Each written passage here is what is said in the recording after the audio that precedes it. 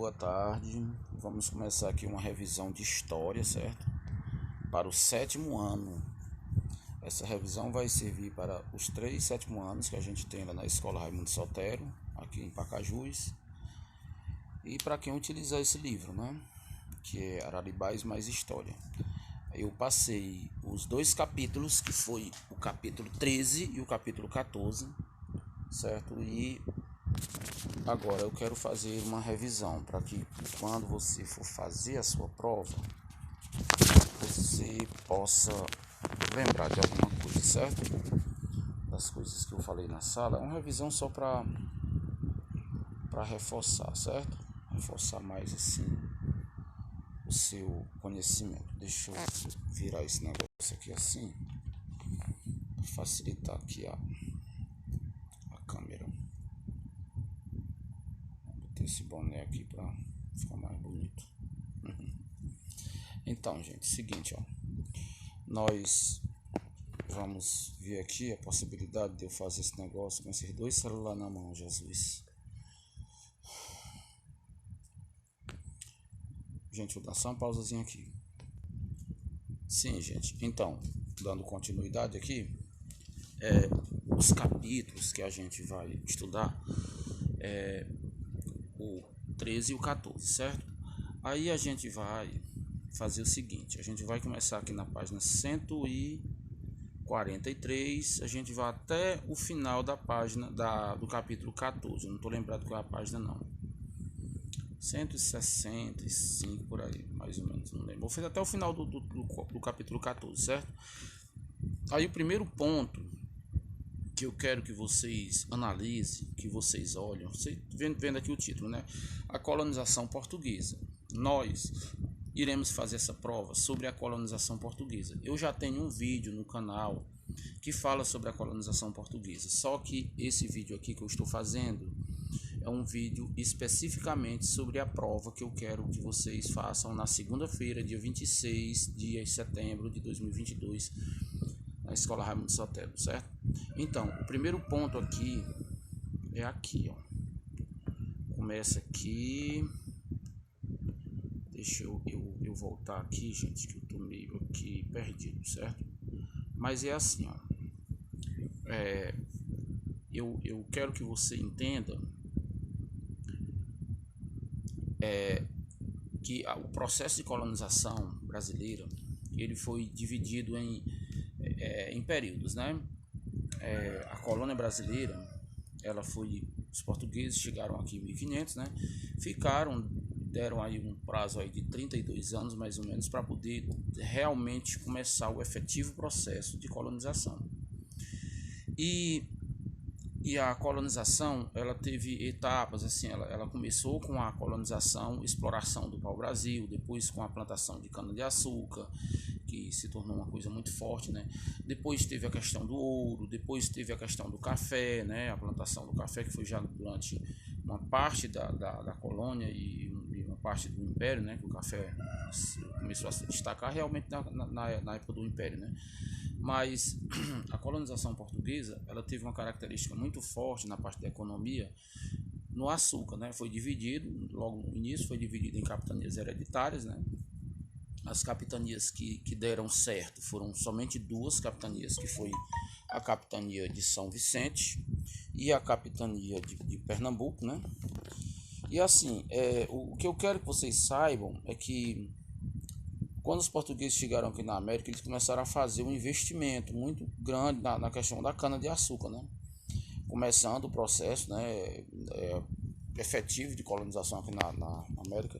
E a primeira cidade a ser fundada, a cidade portuguesa, a cidade de colonização portuguesa, aqui na América foi a cidade de São Vicente, que deu mais na frente a origem à cidade de São Paulo, né?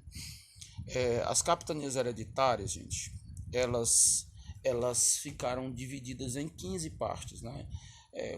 Mais ou menos correspondente aos estados que nós temos no litoral brasileiro hoje, né? Esses estados que ficam no litoral, né?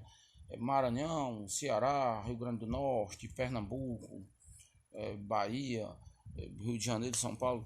Esses estados aí, que hoje são os nossos estados, eles também teve uma época que eles foram capitanias hereditárias, que quem coordenava essa capitania hereditária, quem tomava de conta, quem tinha a responsabilidade de gerenciar, de cobrar os impostos, de dividir essas capitanias em sesmarias, que eram pedaços de terras doados aos colonos portugueses que vinham lá de Portugal com a tentativa de enriquecer aqui no país, aqui no Brasil, né? Na época colônia de Portugal. Esse capitão donatário, né? Ele passava essa responsabilidade antes de morrer, né? Claro, antes de morrer, passava para o seu filho, né? O seu filho passava a ser o novo capitão donatário. Depois o neto, depois o bisneto. Era hereditário, né, esse poder. Só que esse poder que ele não foi muito longo não, porque depois teve alguns problemas, porque não deu certo as capitanias, e o governo português ele resolveu logo criar o governo geral. O governo geral já foi uma coisa mais assim centralizada lá na cidade de Salvador, depois foi lá para o Rio de Janeiro, né, 1763 foi para o Rio de Janeiro, a capital brasileira ficou sendo no Rio de Janeiro, capital da colônia. E depois vai ser tipo assim, vai se tornar um vice-reino, né? Isso é mais na frente, vai ver isso mais na frente.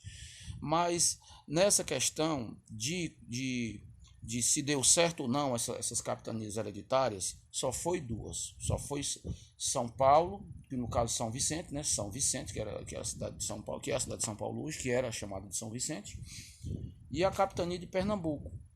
Dizem, né, que foi por conta do solo, né? O solo que deu certo, né? Mas talvez não tenha sido só isso não, né? O solo talvez tenha sido uma coisa que contribuiu para que a cana-de-açúcar tivesse um bom desenvolvimento somente nessas duas capitanias. Foi falta de bom gosto também, né? Plantar cana, extrair o mel da cana não era uma coisa fácil, não era uma coisa barata, precisava de um investimento muito grande. Então, os colonos, quando vinham para cá, não era à toa que tinham os lavradores, né? Os lavradores eram um cara que não queriam investir na parte do engenho e tinha só a terra, plantava a cana-de-açúcar, plantava, né? E várias outras coisas, né? O tabaco, o algodão, né? E vários outros legumes que eles cultivavam para o alimento da família e para vender ali naquela região, pequeno comércio interno.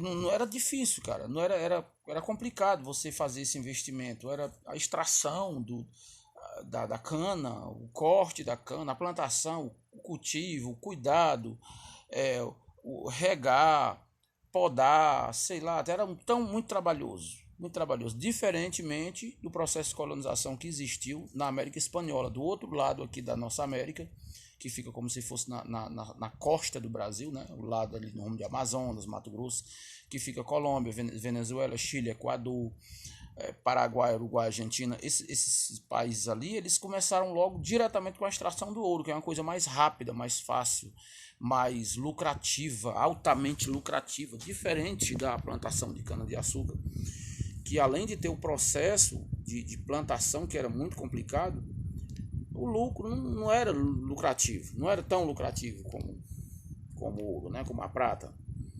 Então, por isso que só deu certo duas capitanias, Pernambuco e São Vicente. Então, você vai ver aí que Pernambuco e São Vicente foram as duas capitanias que tiveram mais rendimentos e tal. Aí outro ponto que eu queria que vocês olhassem, gente, é a questão da criação de algumas instituições que passaram a ser responsáveis, né, pelas cobranças de impostos, né. Aqui a gente tem, né, um pouco aqui falando das capitanias hereditárias, algo que eu já falei, né, um pouco.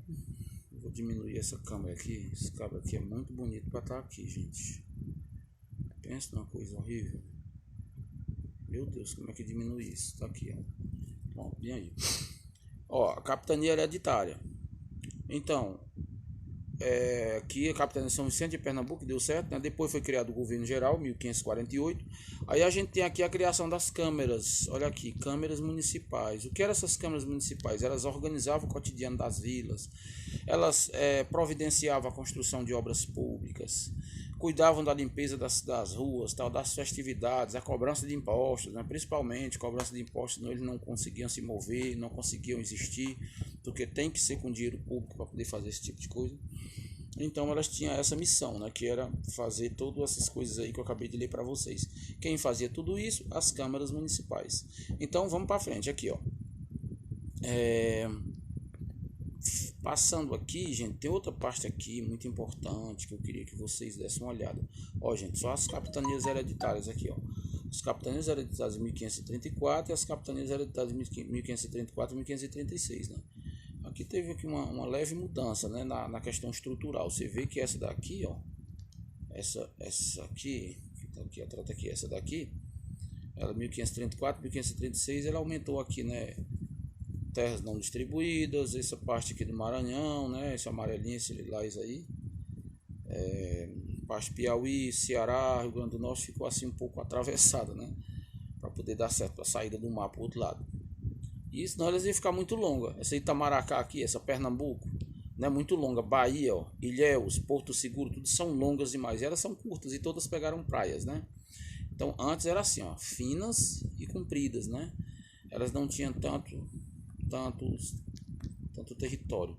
Deixa eu minimizar aqui, gente, vamos para frente, porque senão o tempo passa, vai ficar muito longo esse vídeo. Já tá em 11 minutos. Deixa eu voltar aqui, meu Deus do céu. As sesmarias, gente, eu queria falar para vocês sobre as sesmarias. Gente, vocês sabem, né, o que é sesmarias, eu até expliquei na aula passada, eu não estou encontrando aqui, gente, a parte que fala especificamente sobre as sesmarias, né. As sesmarias, gente, eram uns pedacinhos de terra que o governo dava, né, ele doava para as pessoas, para os colonos, fazer o investimento que eles estavam dispostos a fazer, que era a plantação de cana-de-açúcar, que era a criação de gado. Então essa terrinha, né, que era chamada de sesmaria, era doada pelo governo. Tá aqui, gente, já é no capítulo seguinte, que é o capítulo 14, né, que é o principal negócio da colônia. Então tá aqui, o que é a sesmaria? Olha aqui a sesmaria. Os donatários das capitanias hereditárias distribuíam aos colonos sesmarias, lotes de terras que deveriam ser explorados economicamente por eles. Então, se tivesse ouro, metia a chibata lá, extraindo ouro, a prata, sei lá, mas claro que eles não encontraram, né, nesse momento. No primeiro momento eles tinham uma dificuldade enorme para poder encontrar esse ouro e não valia a pena o investimento nesse momento. O que valia a pena o investimento era uma coisa que já estava certo, já estava certo o mercado consumidor lá pela Europa, lá pela África, que era a plantação da cana-de-açúcar, e foi feito isso, né? A criação de gado também para produção de carne, tanto no consumo na Europa como no consumo interno aqui, porque eles iam para cá e precisavam comer carne, né? E tinha muitos produtores de açúcar que não criavam gado e precisava de carne também, e consumia a carne do gado que era criado aqui. Então as sesmarias tinham essa função, né? Que era criar gado, plantar cana-de-açúcar e várias outras coisas. A outra coisa aqui, gente, que eu queria que vocês soubessem o que era: em todas as etapas da produção do açúcar havia a presença maciça de escravos, mas também tinha os homens livres, né? E as tarefas especializadas, que era, por exemplo, existia esses caras aqui, ó, mais na frente aqui, existia esses caras aqui, gente, eles eram livres, certo? Eles sabiam fazer diversas coisas. Eles eram os feitores. O feitor do eito, né? O eito era um pedaço de chão ali que o escravo trabalhava com ele para plantar a cana-de-açúcar, plantar o café, o algodão, o que era a função do escravo, era plantar café, então ele plantava café ali, plantava açúcar, tinha que plantar açúcar ali, plantar cana-de-açúcar ali. No caso, o feitor, ele fazia tipo uma fiscalização, ele separava o eito, ele organizava, ele cuidava, certo? Do plantio e tal. E o feitor, ele determinava os momentos adequados para o cultivo, para a colheita, ele que sabia o momento certo, porque os escravos também sabiam, mas existia aquela questão de trabalhar por pressão, porque eles tinham um trabalho compulsório, eles eram escravos, gente, eles não eram remunerados por isso, né? 14 minutos de aula já, gente. Olha, o mestre de açúcar também era outro cara livre, certo? Ele garantia a qualidade do açúcar, né? Ele era que sabia o ponto ali do melaço, do açúcar, daquele melzinho para fazer rapadura, ele sabia tudo no ponto já, né? Então, Outra coisa que eu quero que vocês saibam é isso daqui, gente, é muito importante. Os lavradores. Quem eram os lavradores? Eram os caras que tinham a terra, mas não tinham engenho. Gente, o engenho não é só aquela roda lá de moer a cana de açúcar, certo? De moer a cana e de fazer o caldo. O engenho é um conjunto. O engenho é como se fosse uma fazenda. Por exemplo, você tem uma fazenda, a fazenda tem a plantação de capim, tem o gado, tem o cercado, tem o açude, tem a cacimba, tem o motor para puxar água, tem a casa grande, tem a casa dos moradores, certo? Então a fazenda é esse conjunto de coisas. O engenho também era um conjunto. O engenho era como se fosse uma fazenda. Só que além da fazenda, ele tinha a moenda, né? Que era o local. A moenda ela poderia ser movida a água, poderia ser movida a animal, poderia ser movida a escravos. Não tinha o motor a combustão nessa época. Então os lavradores eles não tinham essa parte da moenda. Eles tinham a casa grande, tinha a terra, mas não tinha feito investimento nessa parte das máquinas, dos maquinários, né? Outra parte aqui importante que você tem que saber, cara, essa parte aqui que fala de Quilombo de Palmares. Olha, gente, Quilombo de Palmares, isso é uma história muito interessante, viu? Depois você aprofunde isso. Quilombo de Palmares, dos Palmares, né? Era um local de refúgio dos escravos. Os escravos não aceitavam a escravidão, gente. O africano, ele veio para cá à força, trabalhava de forma compulsória, que é obrigado, né? Sem receber nada. Eles eram escravizados, punidos, humilhados, de todas as formas. Eles nunca aceitaram. Eles sempre resistiram à escravidão. E muitos locais de refúgio foram criados durante todos esses séculos, 300 anos, né? 3 séculos, mais de 3 séculos de escravidão aqui no Brasil. E eles escolhiam um lugar para poder se esconder, para poder fazer ali um localzinho para eles ficarem, que era chamado de quilombo. O quilombo mais famoso do Brasil foi o Quilombo de Palmares, né? Aqui esse cantinho aqui tem dizendo a sua localização, quantos escravos chegaram lá, o tipo de gente que tinha por lá, né? Homens livres, homens ex-escravos, negros ex-escravos, homens brancos que nunca tinham sido escravos, né? E assim por diante. Sabendo que aqui em Pacajus também tem um quilombo, né? Um remanescente quilombo que é ali do distrito da Base, né? Na vila chamada Base aqui, né? Um povoado que tem ali aqui em Pacajus chamado Base. É aqui quem vai pela BR-120, a BR-116, né? Do lado da Malva, aquela fábrica de roupas, né? Têxtil. Você pega ali à esquerda e sobe. 15 minutinhos você tá lá na base. Já são 17 minutos de aula, gente. O tráfico negreiro, falando aqui dos navios. O nome dos navios que traziam os escravos eram navios tumbeiros, gente. Nós temos outro ponto aqui, gente, que você deve estudar, deve saber, né? Que é a importância da criação de gado, né? O consumo de carne bovina, a criação de a plantação de outras plantas. Por exemplo, o tabaco já era utilizado pelos escravos, pelos índios aqui no Brasil, né? O algodão também já era utilizado, eles já faziam algumas roupas, algumas coisas de algodão, né? Então você deve saber dessas coisinhas aí, certo? Essa coisinha da brecha camponesa aqui era um pedacinho de terra que o fazendeiro, o dono dos escravos, dava para os escravos plantar dia de domingo. E aí eles plantavam alguma coisa para complementar ali o seu alimento. Plantava ali um milho, plantava uma batata, uma cenoura, uma melancia, um pezinho de tomate, né? Para colocar ali naquele feijão, porque eles comiam praticamente só o feijão, né? Durante todo o dia de trabalho, que o seu dia de trabalho dos escravos começava às 4 da manhã. Em muitas fazendas esse dia se prolongava até às 10 da noite. Então isso era muito, muito humilhante, né?